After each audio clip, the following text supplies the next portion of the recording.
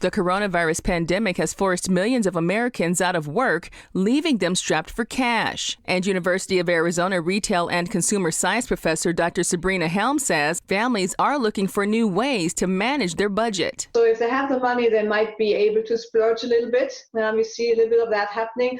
On the other hand, of course, at the other end of the spectrum, there's a lot of families who are having great financial difficulties. And that has retailers changing their game plan. They're making shopping easier for customers who need more time to pay things off. Buy now, pay later options like Afterpay, Affirm, Klarna, and PayPal are becoming more popular. According to Bank of America, installment plans can range from 4 to 10 weeks. And now there are alternative payment methods as well. The current models that are so on vogue, they enable the consumer to take home that product right away for instant gratification or because they really need this product. Helm says you should be fully aware of the rules and fees before you make the buy. Millennials, Gen X, and Gen Z buyers are using those services that are here to stay. Once consumers get used to a particular payment method, which is very convenient, they may really tend to use it no matter what. A recent survey from Affirm shows that 54% of consumers are interested in using pay over time services this year, and installments are typically linked to your debit card. Younger consumers are quite hesitant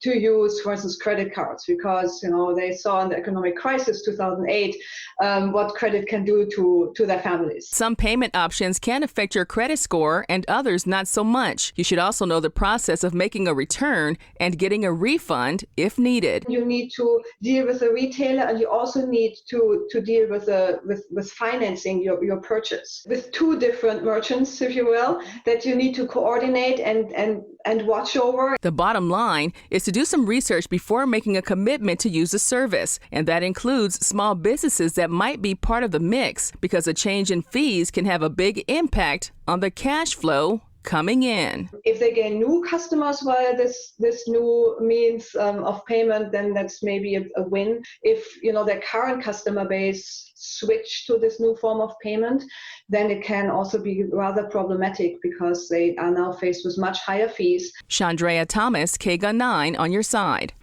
Okay.